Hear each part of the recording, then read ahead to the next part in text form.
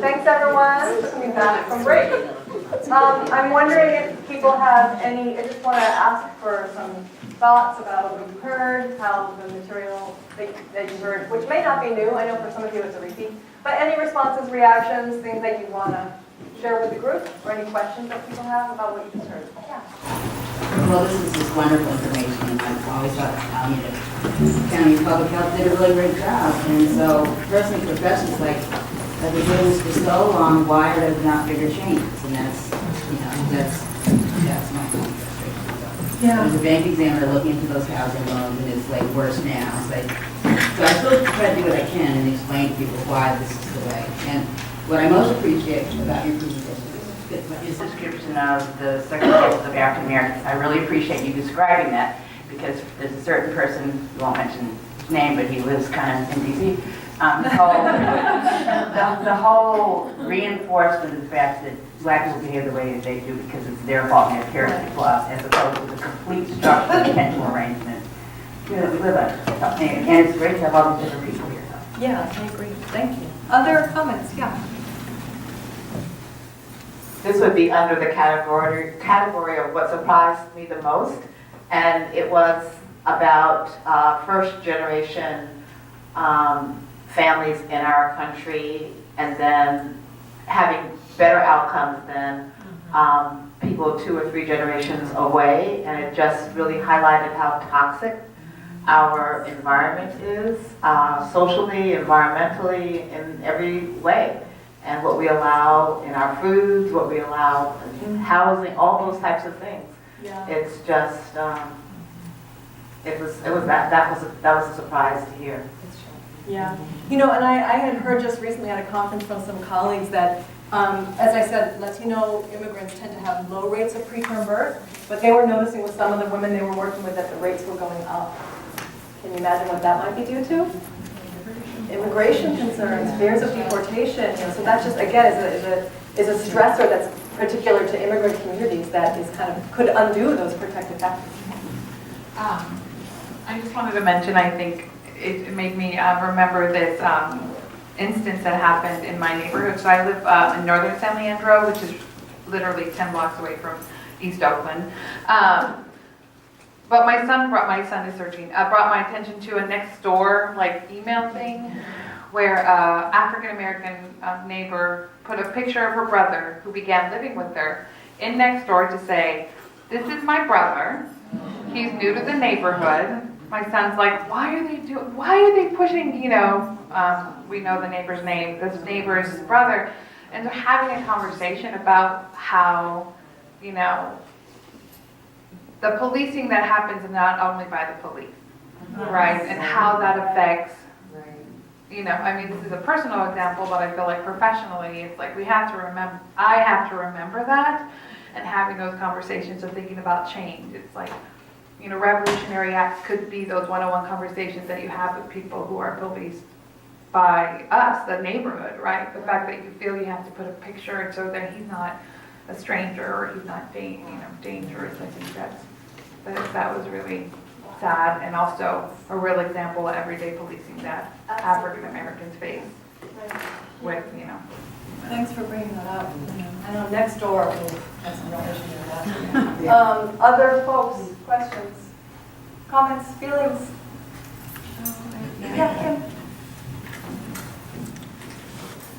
So I think this is really great information, but I just think that it needs to get out to everybody.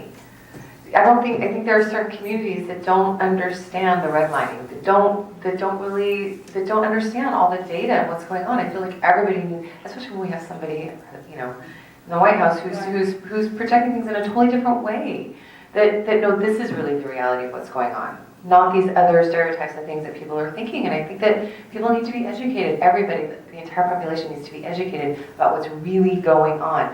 What does that mean? Does that mean that this is presented in a frontline on KQED? Does this mean it's put into a documentary that everybody sees? Does it mean that we go and speak more on public radio? I don't know what it means, but I think that the information needs to get out to everybody.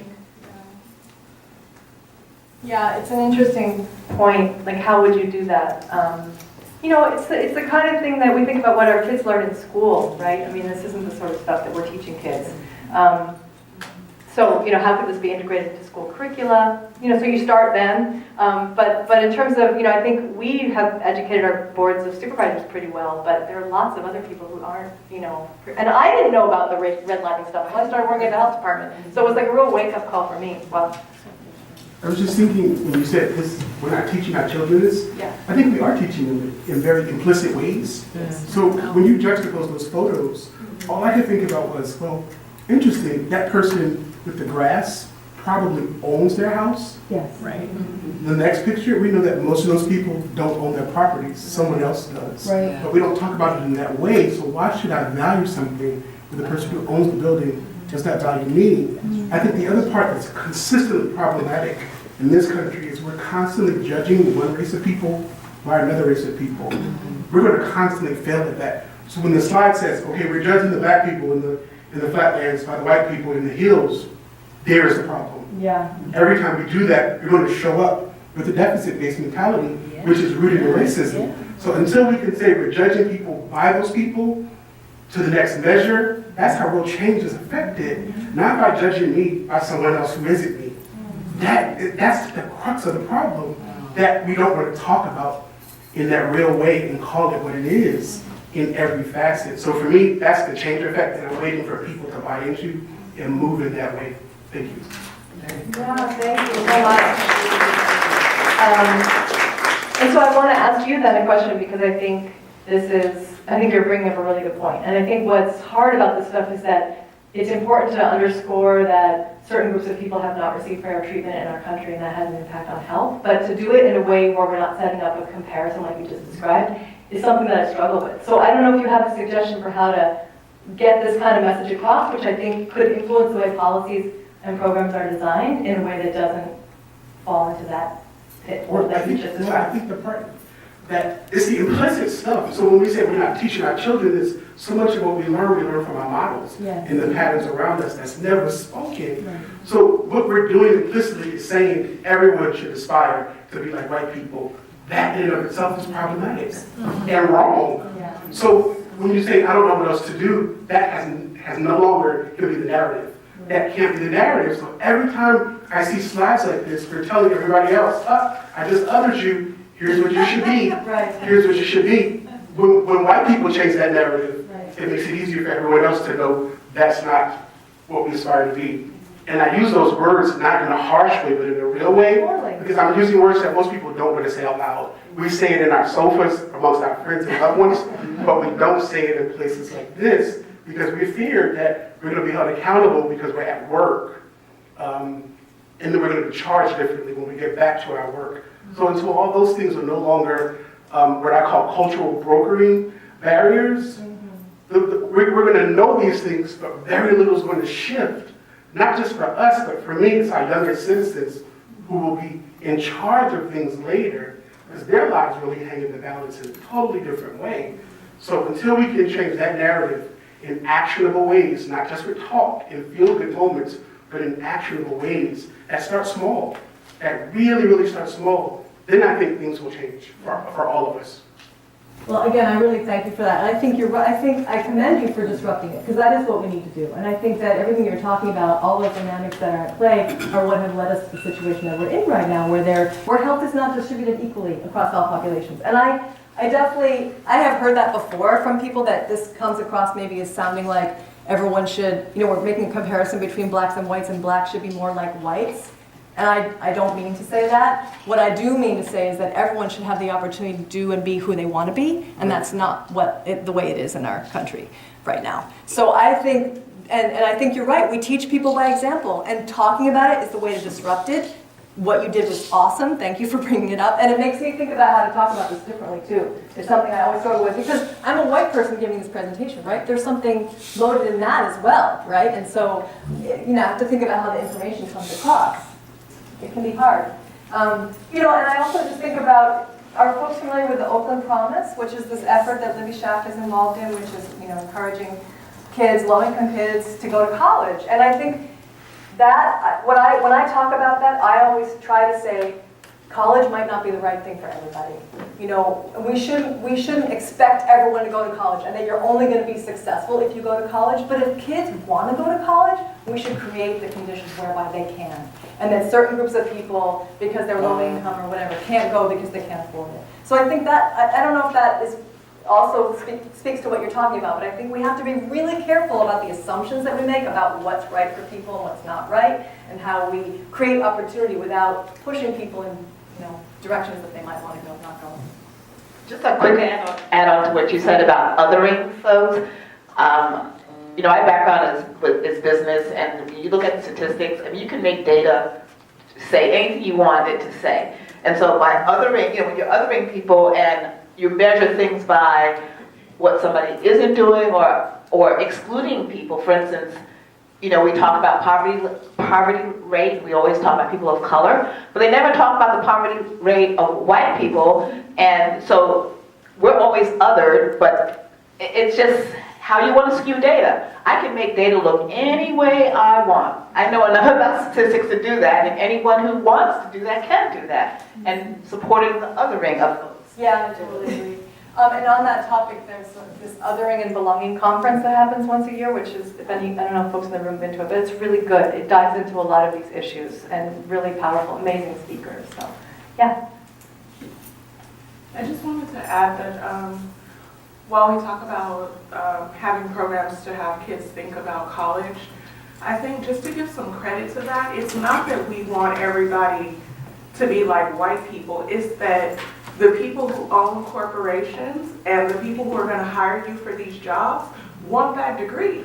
So it's not even saying you have to be like me. It's saying, hey, if you want a certain job that makes X amount of dollars per year, which is going to increase your overall quality of life, which is going to, you know, improve even down to the infant mortality rates and statistics and all of that.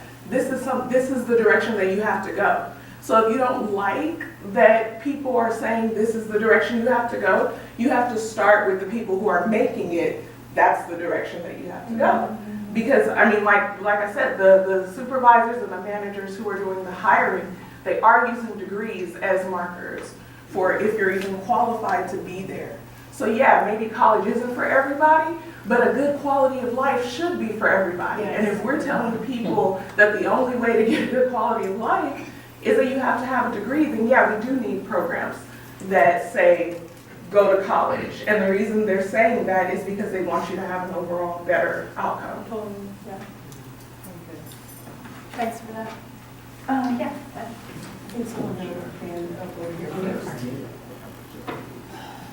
This is a very heavy topic. For me, what I thought about when I was seeing all the slides was that, you know that phrase where it says it takes a village to raise a child? Right. So I see all the structural, institutional systems that have been put in place are pretty much Caucasian people saying this is how we're going to take care of our children, right? And so the statement that was said over here about, you know, going to school, getting a college degree so that you can compete for a job, it's more like, why are we stressing ourselves out so that we can fit a mold that other people have created, right? In order for us to feel accepted and appreciated. And I think that's where a lot of it is coming from, that we're spending so much time trying to show people that we deserve to be recognized when they're not even looking at us. So how do we build a system where we support our own children as our own villagers, right? So that we don't have to then worry about, am I in a position to compete with someone else? What within my community, right, can we do to support one another so that we achieve a certain level that we in our minds want to reach? Not that I have to be like my neighbor, right?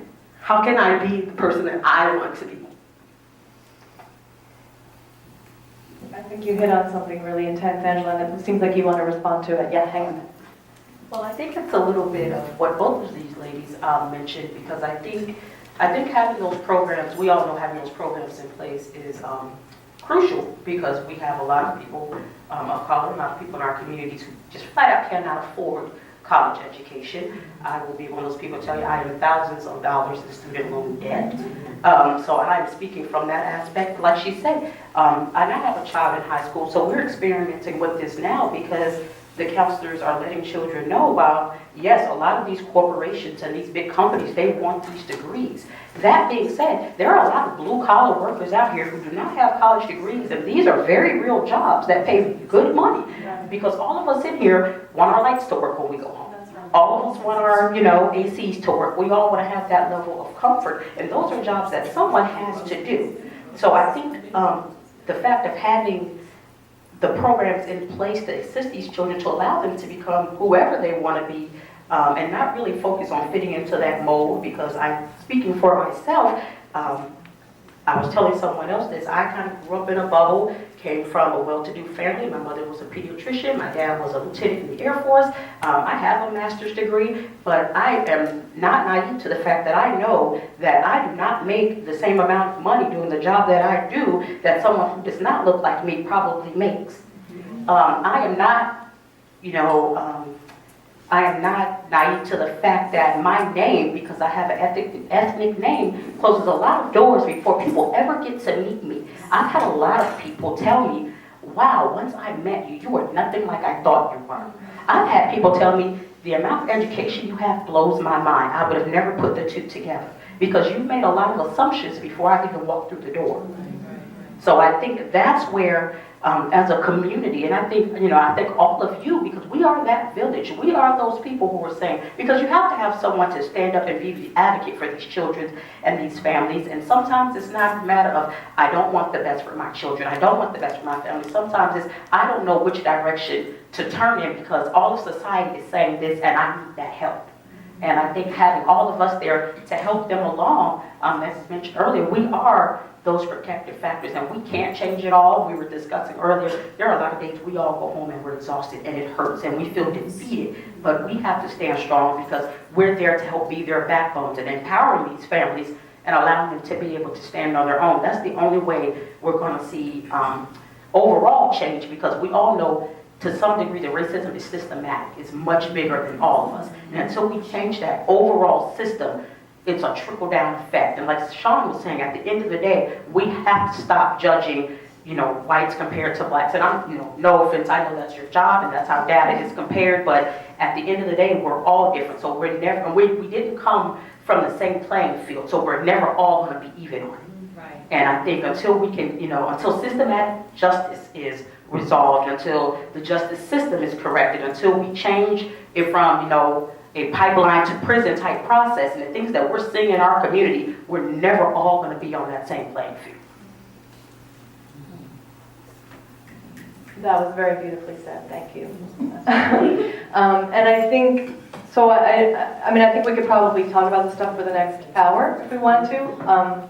I did want to show you a couple of slides of things that are going on that will help us to think about how we tie all this stuff together. But what you said, Trinika, is that it? Is, I think, and what you said too, Sean, that this is the work also, that having these difficult conversations is part of the work. It's part of how we unravel structural racism that has an impact on health. It's how we deal with a lot of these issues that you brought up. I think what you said about you people making assumptions about you based on your name and saying things to you like, oh, I never would have thought you had as much education as you do.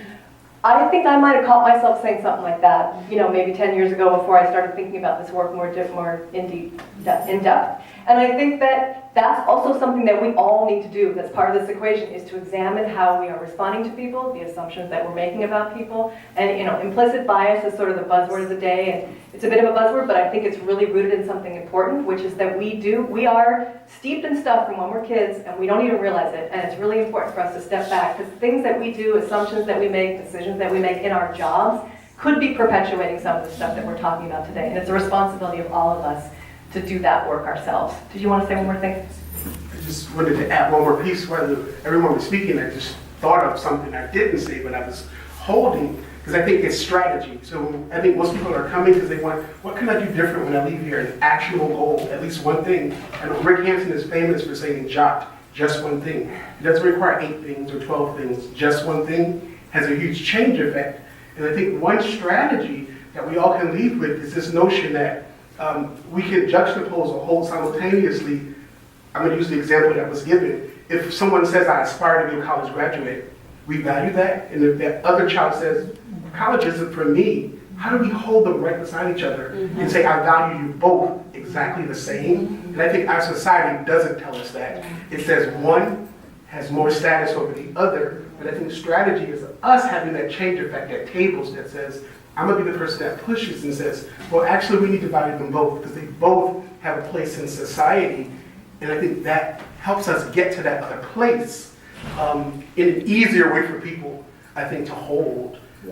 Particularly for people who find it difficult to talk about this at all in real ways. So strategy for me is holding them both in a way that you can say you value. It's hard because my values sit over here and someone else who's saying something that isn't what I value. How do I actually say, okay, I respect what you're saying enough to hold it in this high place? That's a change effect. That gets us to the next place, which is hard work. It sounds simple, but it's hard. And hard work is worth doing, so thank you for that. Thank you, everyone, really, for this great conversation. Last thing, Yep. what all of you were saying made me really think about how important it is for our communities to define what we want the constructs to be, what we want the solutions to be, not have that put on our communities, defining it for ourselves. We've started to do that much more. I remember when I started doing this work, these programs weren't there, that were community specific, that met our health needs, our social services needs, or other needs. And that, I think, is all part of that in working with solutions and looking at what we need to do. And we can't lose that piece when we're setting up programs and looking at what our solutions are on health and social service programs for children. It has to be us in our communities defining it and leading. And if we lose that part, and especially with the unfactual things that are coming on so many levels from the federal political climate as well, it's impacting our financial ability to do these programs, and also not letting us as communities define our truths too. Right. So what you were all saying made me really think about how important that piece is as well. I agree. And I think this idea of community-defined solutions and strategies is something I want to talk about a little bit more. So with permission, I'm going to move us on. Okay. Put this down.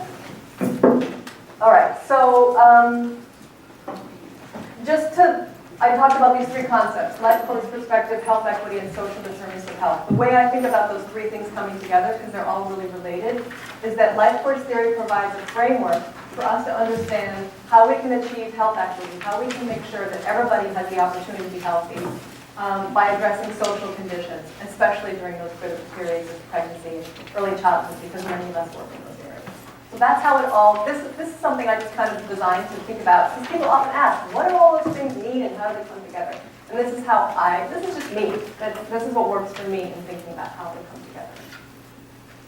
Okay, so traditional medical model, healthcare is necessary but not sufficient. We need to move beyond it. I think we've made this case pretty compellingly that it's more about healthy communities, for being a place for healthy women and men to grow up in, become healthy parents, have healthy kids, who in turn populate healthy communities. That's what we're trying to do. So I'm going to skip over this one. I wanted to talk a little bit about the Best Baby Zone that we have in Alameda County that's run through the health department. That is an example of a community-defined strategy that's aiming to transform a neighborhood or improve conditions in a neighborhood according to what the community sees there in an effort to improve health, specifically maternal and child health. And the work of the Best Baby Zone, the foundation for that work was built through this Building Blocks Collaborative, which was started almost 10 years ago in Alameda County. It brought together people from multiple agencies, like many of the ones in the room, like the Y, like Parks and Rec, like First Five, clinics, food justice movement, economic development movement, housing authority, there's someone from housing here today too, to talk about how people could work together to change conditions for children. And that health is more than healthcare. It's not just the responsibility of the clinics and the health department. It's the responsibility of everybody that's working in communities to try to think about what the conditions are like there. And so with those partnerships that were developed, it took a long time to develop those partnerships, The group came up with a Bill of Rights. This also took maybe a year to develop. It was an iterative process, but everybody was really engaged, all of those different sectors around the table, to think about what do children deserve, all children in our community, and this is the rights, the 10 rights that the group felt children deserve, that all children in Alameda County have a right to be born healthy and to be believed in, live, play, and grow in a clean, safe place, receive a quality education, be loved by a caring adult, eat healthy food, explore nature, enjoy economic opportunity and financial security, access health care that promotes well-being, be free from discrimination and violence, and be included and valued by a supportive community, which are some of the things that we were talking about just now. So every single person around that table, whether they were from the school or from Parks and Rec or food justice movement, found a place to plug in, found a way, one of these things, that the work that they were already doing could contribute to, and if they all came together, then maybe we could see some change in neighborhoods. It's a lofty goal, but it was an idea of at least working across sectors in a way that we hadn't before to think about how that might improve maternal and child health. So here's this map just shows how, we talked about this, that there are many low-income neighborhoods that don't have healthy food stores. And often, if people are working with pregnant women, they want to make sure that they're well-nourished, you feel, oh, just tell them how to eat well, tell them what to, where to go. We're okay. We know that doesn't work. We know that people have there are many barriers to not getting the best nutrition possible. So this was a project that came out of the Building Blocks Collaborative that was a sort of a life course, health equity, social determinants of health kind of project that brought people together to see how they could change the landscape, change the environment in terms of access to healthy food. So what happens is in the clinic staff would provide prescriptions for fresh food to pregnant women who were receiving prenatal care there. And then the families would fill these prescriptions at local food businesses in 2 neighborhoods. We did this in 2 neighborhoods, one in Ashland, Cherryland, and one in West Oakland. So there were young people in those neighborhoods who didn't have a lot of employment opportunities. In fact, it was the deputy sheriff in Ashland, Cherryland who was talking about how there were a lot of kids in his community that were just kind of getting into trouble because they didn't have anything to do, and he knew that he couldn't arrest his way out of the situation. He had to provide some opportunities for those young people. So they were employed in some urban gardens. They were growing food and then getting them into boxes and delivering them to the pregnant women who had these prescriptions. So it's kind of it was a nice model because A, it was defined by the community. We wrote a grant through Building Blocks. We found these 2 communities because they had higher rates of poor outcomes. We talked to people about what we could do, and this was the idea that folks came up with that met a number of different community needs. And there's a nice video that came out of it that I want to show you, if I can get it to work.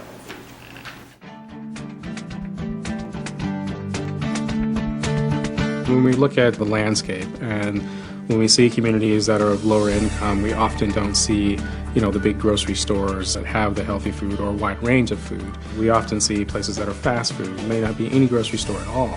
And so people in those areas really have to either go far and wide, in order to get that food, or they just don't have access to it at all, depending on what their transportation is like. Food access, especially healthy foods, continues to be a problem. And it's something that we continually try to look at and figure out what other things can be done in order to improve that. Food to Families was a program to increase access to healthy, fresh foods for pregnant women who receive services at a local health center. Our role was to partner with the West Oakland Health Center to improve the health of the moms that we worked with through increasing access to healthy food. We had about 5 youth who took the produce to the corner markets, and they were very innovative and decided they wanted to take the produce on bicycle so they could be independent. So they attached a trailer to a bicycle, they delivered the produce twice a week to the corner markets, and then the moms were able to come and redeem their coupons at the corner markets where the youth delivered the food.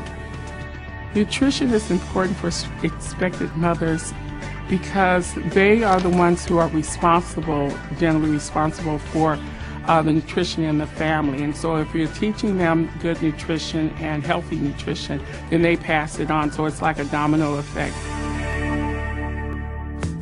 The Deputy Sheriff's Activities League created a social enterprise called Dig Deep Farms and Produce. 2011, we were approached to be included in the Food to Families project, which allowed us to partner up with Diversio Vasquez Health Clinic. Once the women were enrolled, Then they would see our perinatal social worker who does an initial assessment in psychosocial health, ed, and nutrition. I see the moms throughout their pregnancy, once every trimester, as well as postpartum, and I do assessments, psychosocial, health education, and nutrition. So I would write for them what we call a prescription, which is a voucher for fruits and vegetables.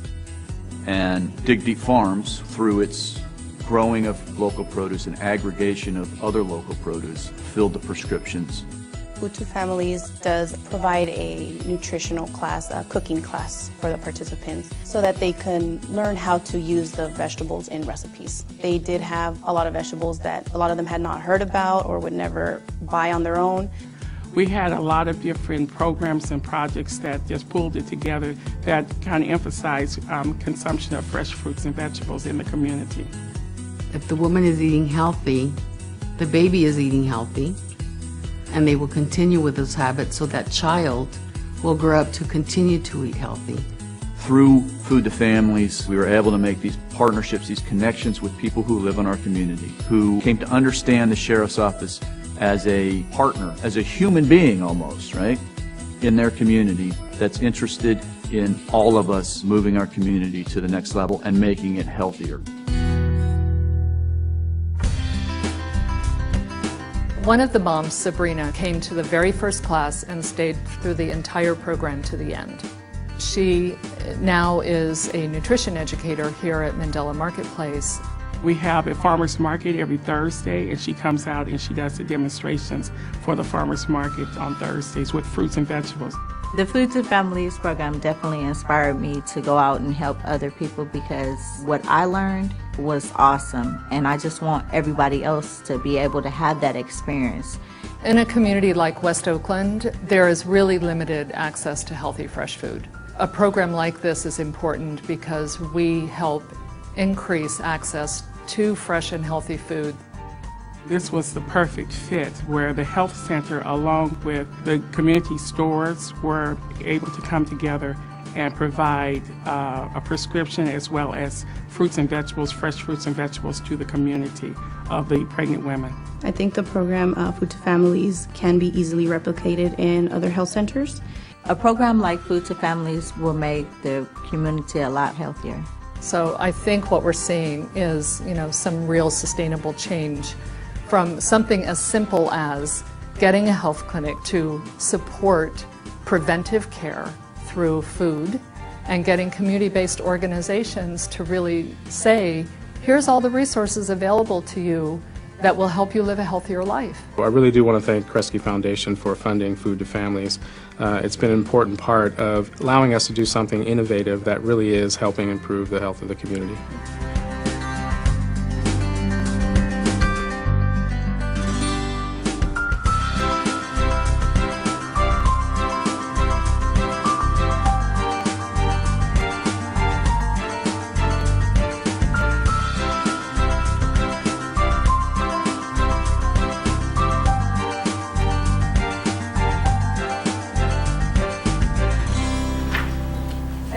One of the tricky things about this, though, is that you heard from Dr. Davis, our health department director, it was funded through grant. Kresge Foundation grant ended.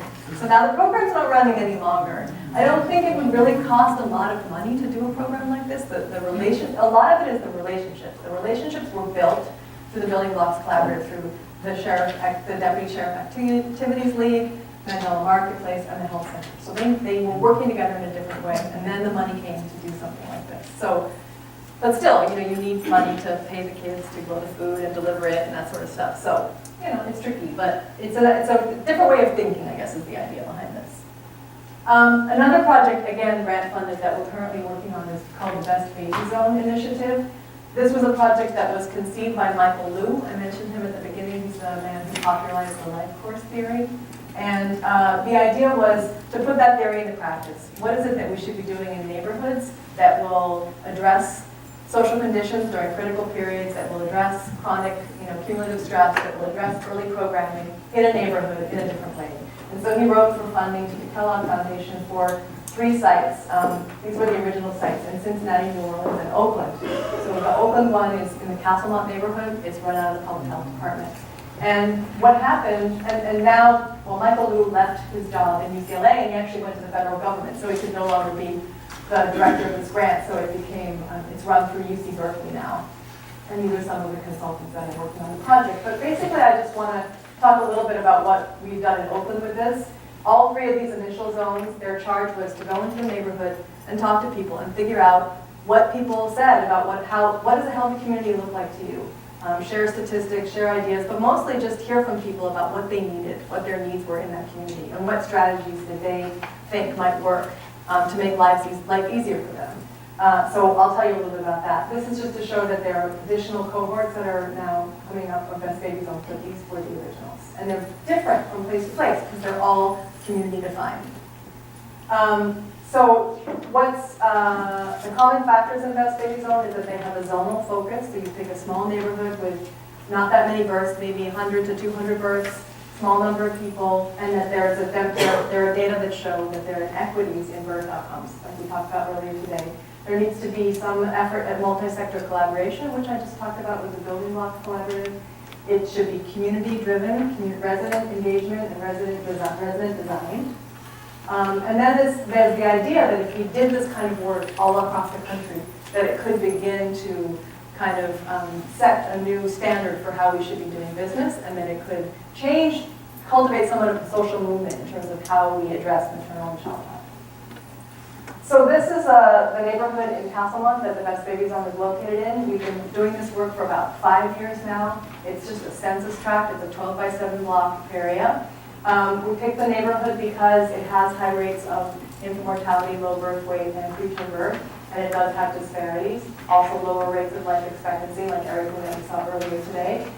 We also picked it because there was a partner organization in the zone. Youth Uprising is an institution, anchor institution, a youth-serving institution. Been there for more than 20 years, knows the community really well, done a lot of assessments, young people in the neighborhood access services there. So we wanted to have some place to start, and so that's why we picked this neighborhood for all those reasons. There are about 5,000 people in the neighborhood. It's about pretty evenly split between African American and Latino folks. And what we started doing was engaging residents in design thinking, just kind of a fancy word for just getting people together and brainstorming, creating the opportunity for people to answer the question, how might we solve X? Like, for example, in Castlemont, what we found in the first year of talking to people is that there were two main concerns. One was violence, community violence, and gun violence, and the other was lack of a thriving economy. So in this particular area, if you know this part of East Oakland, you drive down MacArthur Boulevard, there are a lot of shuttered businesses, not a lot of people out. It doesn't look like a thriving economy. There aren't places for people to work or places for people to buy food in this neighborhood. And people continually said that, there's no economy here. We have to go elsewhere, and that's a challenge. Get a bus or whatever it is to try to get food.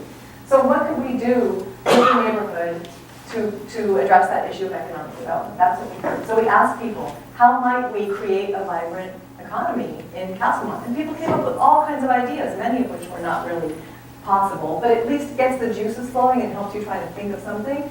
And as a result of it, there were some small projects in the neighborhood. One of them was working with local corner stores to stock them with fruits and vegetables, like what you saw in the Food to Families project. And that's still something that's going on, and it's actually turned into a bigger program for the health department called Healthy Retail. So there are a whole number of corner stores now in different neighborhoods in East Oakland that are working on getting fruits and vegetables in those corner stores so that there's more access to healthy produce in these neighborhoods. But that came from this group. It was residents who did it. They took it on. They talked to the owner of the store. They made it happen. We also provided mini grants for people to do things that they wanted. There were a group of moms in the neighborhood that wanted to start a play date. Initially, they did it with their own toys. So we would have in front of Youth Uprising on Saturday mornings, they would organize a play date and advertise it to the community, and we gave them a grant to buy stuff and do face painting, that kind of thing. And it supported people coming out and into the neighborhood because there weren't really places for people to play, for kids to play. Kids stayed inside, or maybe they went elsewhere, but there wasn't a neighborhood place, a gathering place. And so providing a mini grant to residents who wanted to do this gave them an opportunity to, do a fun project and create some sense of social cohesion and buzz and community, warmth in this neighborhood that, people were not out in the streets that often because it didn't feel like a safe place. It's not as if it's a neighborhood that still struggles with violence. It's not like we solved that problem, but we found a way to create a safe space, at least for some people, on the first Saturday of the month. The other thing that happened on the first Saturday of the month is we wanted to address community economic development. So we discovered that a lot of families, or a lot of people in the neighborhood, they were enterprising on their own. They were maybe braiding hair, or making jewelry, or making jam, or making soap, or doing something that they were trying to kind of have like a side hustle, to get a little bit of extra money. And so we thought, well, why not? That's like a small, little, buzzing local economy here. Let's bring it out to be open. So on the first Saturday, in addition to having other things like the play date, we started a market, which we're now calling the East Oakland Community Market, where vendors from the neighborhood or from the surrounding neighborhood sell products that they made themselves. And to be honest, no one's getting rich on this. It's not like the economy in the neighborhood has completely shifted because of the small market that we started, but it was a way to build on community strengths, have people get excited about building on a small business, bring them out in the open, have some people from the neighborhood come and shop around, and just kind of change the vibe a little bit in the neighborhood, I think. So here's some photographs from the first Saturday of the month in Casamont. People selling jewelry, this young girl here, and her taken from the play date. We also try to do a lot of our services that we normally run through the health department on the same day. So we have a club mom, we also do a boot camp for new dads, we do a community baby shower for new moms, and we always do those in different neighborhoods in East and West Oakland. And so we try to do those also at the same time, so that there's a whole bunch of stuff going on that Saturday morning in this neighborhood that encourages people to come out and meet their neighbors and just kind of be present in their community in a different way.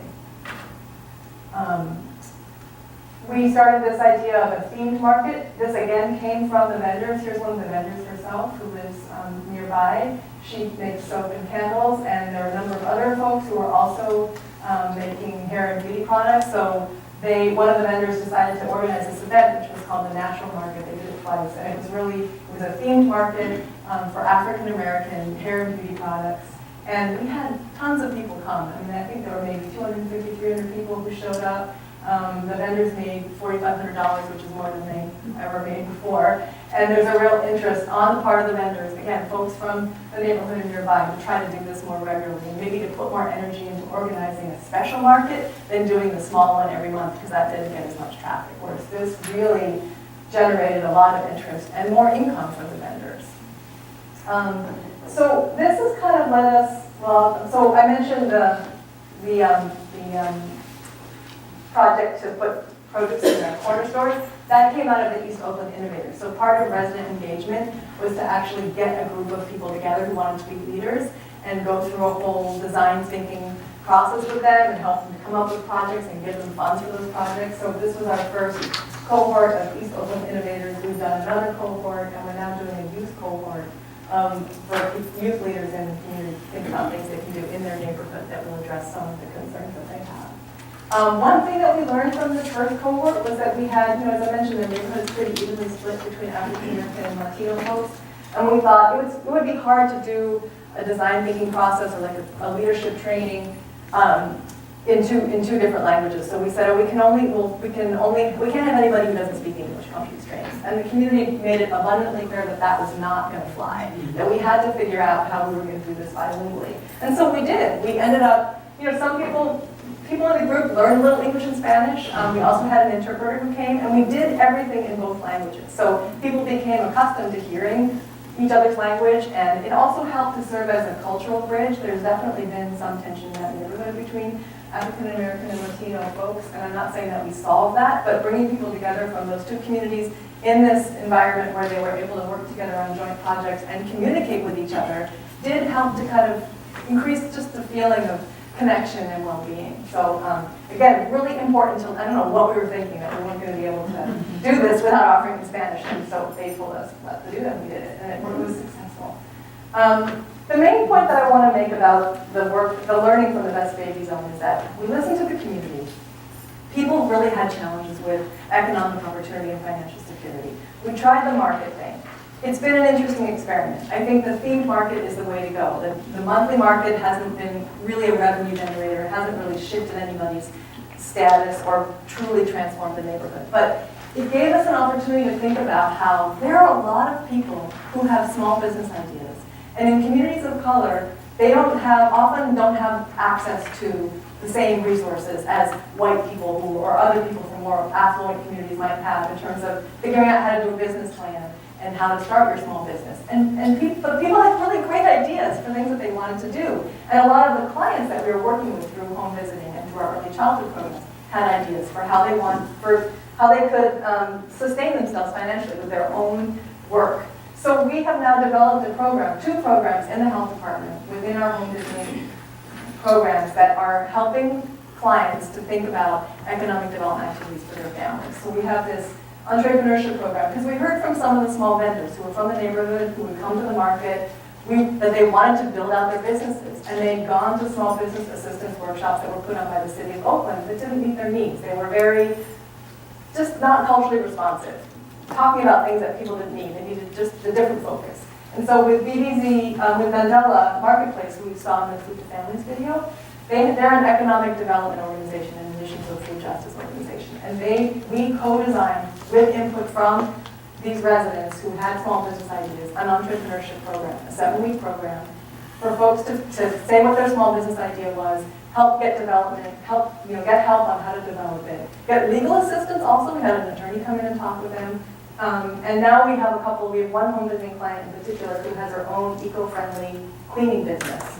And she has, I think, you probably know about this, like 14 clients or 10 clients or something now. So that's become a source of income for herself. And she talks about how that she's setting an example for her own child and how important that is. So we've tried to institutionalize now, as part of our services within public health, this focus on financial security. Also with this Financial Tools and Solutions program, again, we have a grant, time limited, but we're doing our best with it, to provide actual funds to people, emergency funds. If there's a family that's experiencing a crisis, sometimes somebody gets sick or there's a funeral that you have to pay for, the car breaks down, those big expenses are not things sometimes that low-income families can manage. And it can mean the difference between being okay and not being okay, and not being able to pay your rent or not being able to pay your PG&E. So having access to some emergency funds to help through something like that can really kind of help that life trajectory that we saw earlier continue to go up as opposed to going down. It's a protective factor. And we also are providing some grants through this for people who graduate this program who want money to support their small business, like the woman who has the eco-friendly cleaning business, we gave her funds to buy a vacuum cleaner and other things. Yes. So for this, do you have a financial partner in this? Because that's We what I see. do have a financial partner. We have a number of financial partners.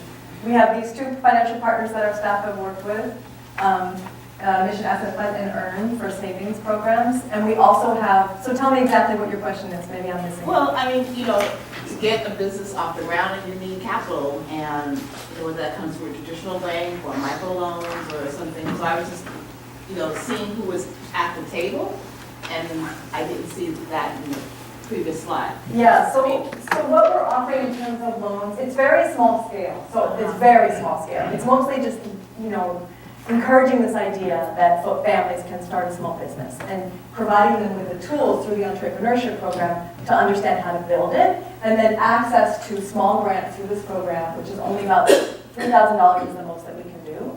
And then if they're interested in if they really are wanting to build a business and need capital, then we would, through our partners, connect them with credit unions and other organizations that might be able to help them with that. So it's about facilitating those connections more than anything. But doing it in a way, I think in the past we've just kind of referred people to these kinds of programs versus having this expertise in the program in-house so that we really work closely with the families on what their needs are. These are some pictures of some of the families that have come up with some business ideas. This family here, I think they're starting a cake making, they have a birthday cake making service, the 2 of them. So anyway, it's been really interesting to think about how because I think within the health department we understand, our home visitors understand what people need and what the dynamics are, and that some of the services that are available to people aren't really appropriate or culturally responsive, and that we've been able to create a program that is meeting their needs in a different way. So I talked about that a little bit, talked about those grants, we looked at that. So the last couple things I want to say is that You know, I presented some stuff that is, there's a lot here, right? And there are no easy solutions. I think we proposed some interesting, a good strategy, you know, something that Sean proposed, a really interesting strategy, being able to talk about race and racism and implicit bias is really important in terms of the kind of care that we give to folks.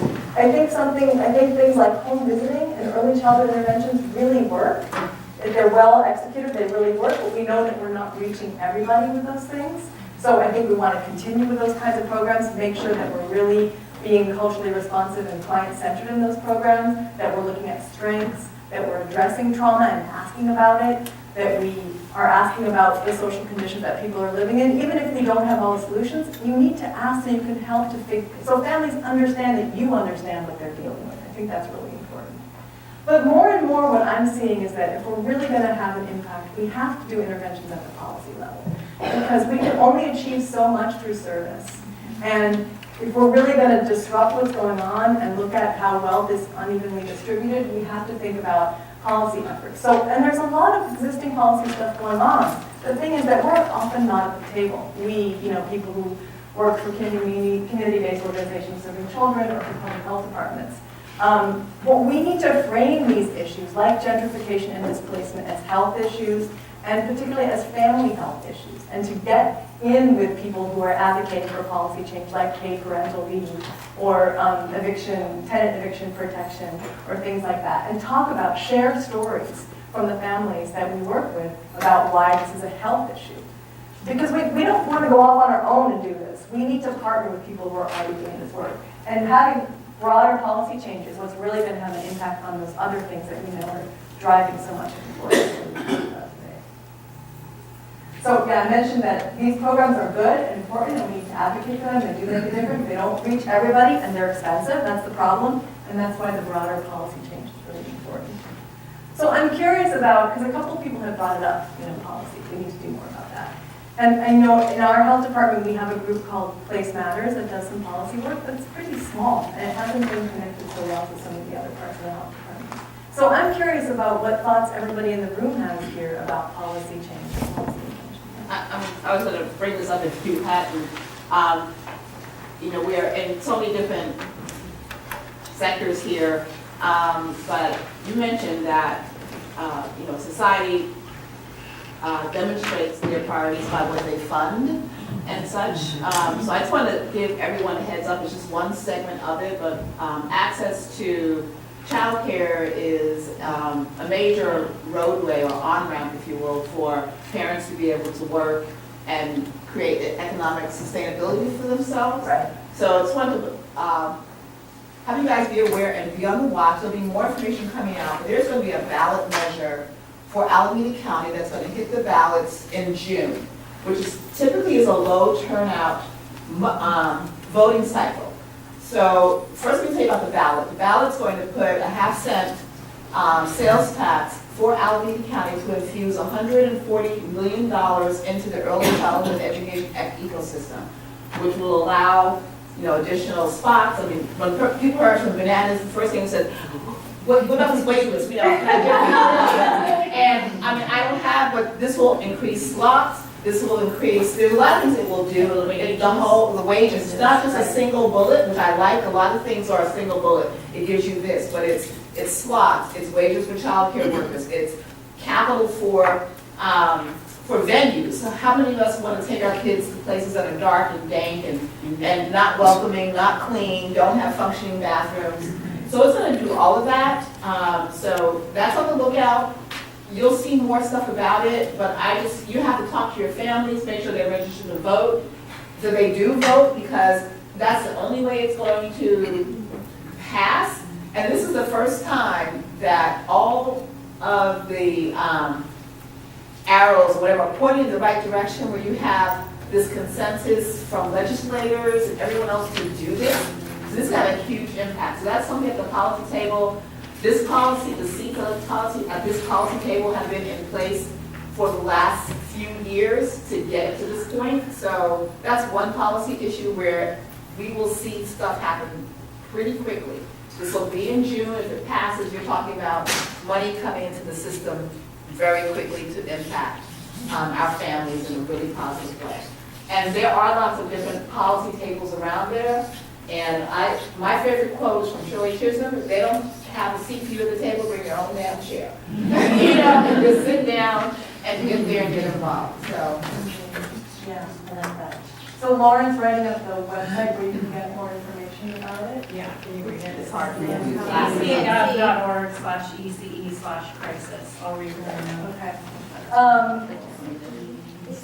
So does anybody know, so you're talking about how this is the first time that legislators and policymakers are kind of aligned on this? All the stars are aligned. The stars are aligned. You have, they've actually done some polling to see what the voting public would be accepted, would receive. And it's polling at about 70–75%, which sounds great. If policies or this kind of legislation passed with a simple majority, I would say, yeah, no, it's a done deal. But it's a 2/3, so that's 66%. You can't lose too much. You really need to get folks to the polls. It's an easy one, June.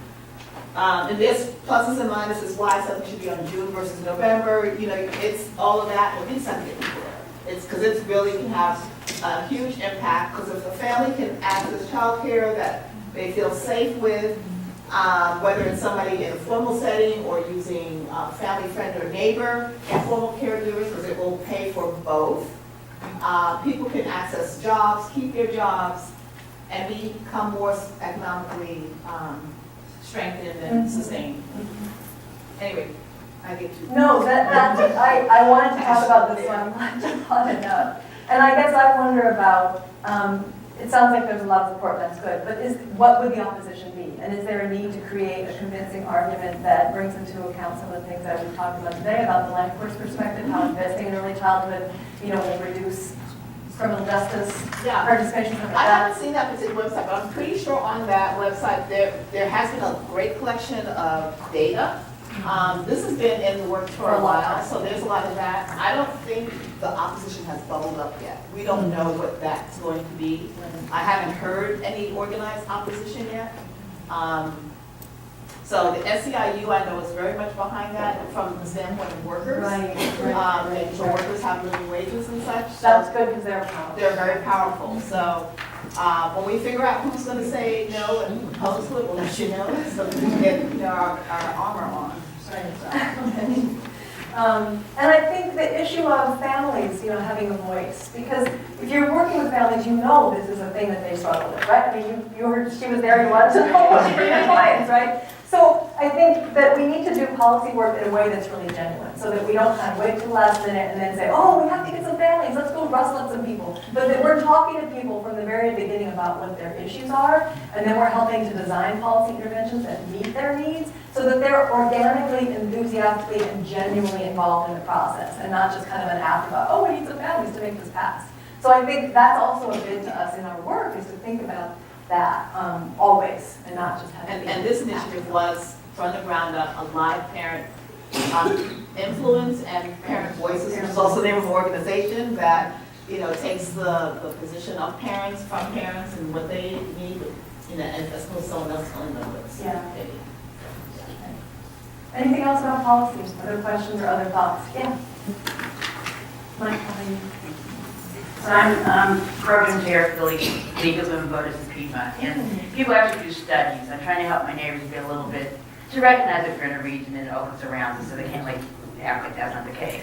But things do get studied, and overall there's the mission statement, talks about education, childcare. I mean, it actually is what you need to make your life work. So that's something I'll just keep in mind to remind them this is something else to look at. Thank you. Lauren? In terms of policy solutions, I know this is very controversial, and I'm not aware of what's currently happening, but I do think there should be a movement to bring affirmative action back. Yes. Okay. Thanks for that, Lauren. Yeah. Other questions, comments? Yeah. So I work in tobacco control for the city of Berkeley, and so in regards to policy, we have certain boundaries we have as a local jurisdiction when it comes to lobbying, when it comes to policy. But I think in my role, you know, when implementing policy, when it comes to tobacco control, for example, we have a 100% smoke-free multi-unit ordinance in all of Berkeley, so there's no secondhand smoke anywhere on the property. And that includes condos, and so it's a good thing because everyone has a right to clean air, independent of who they are or where they live.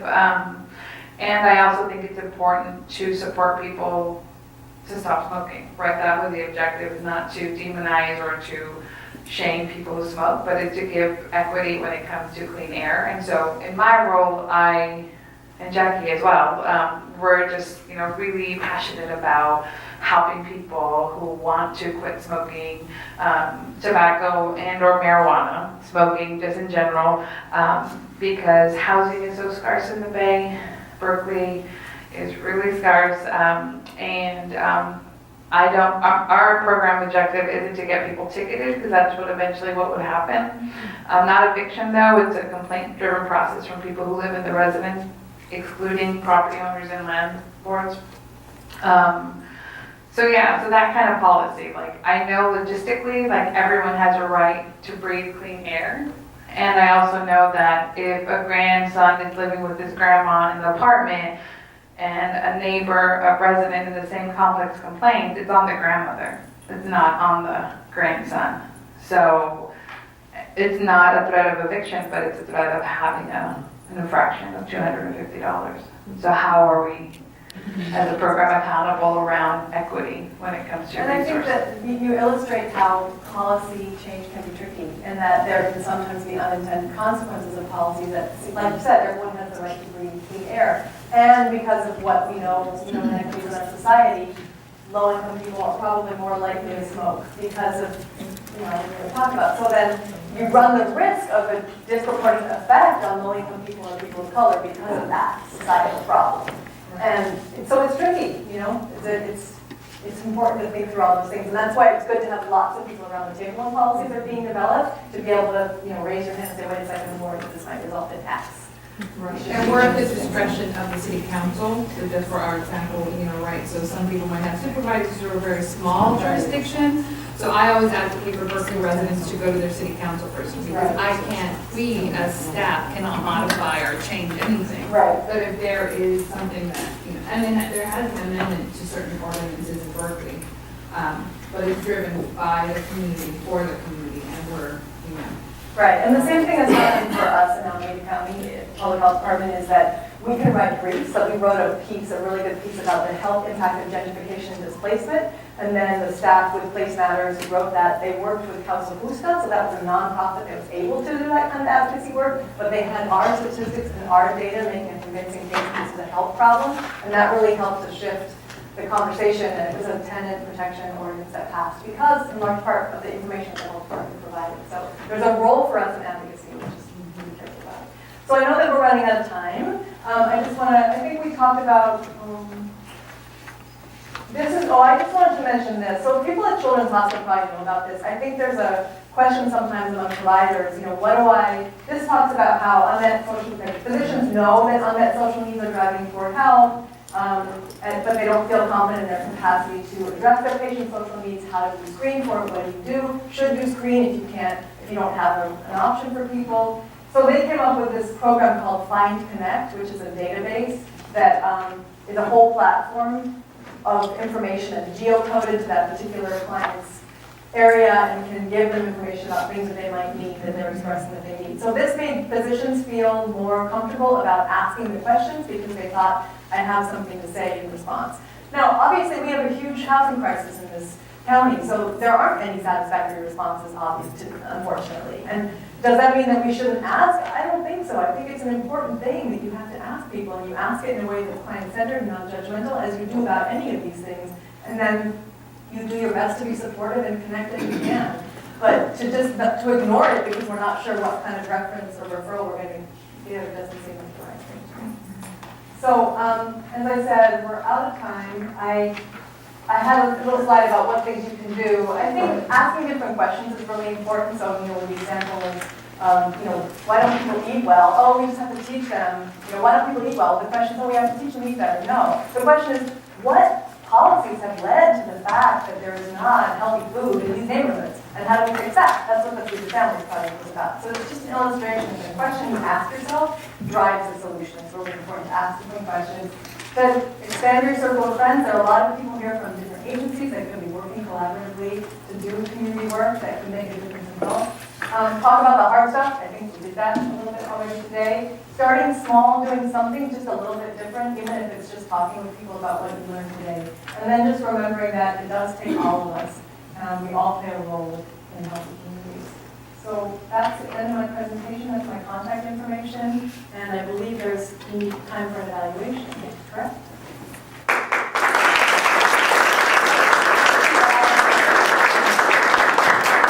So I just wanted to thank Kiko so much for this amazing presentation. We really appreciate you being able to fit us into your, I'm sure, insane schedule. Thank you so much.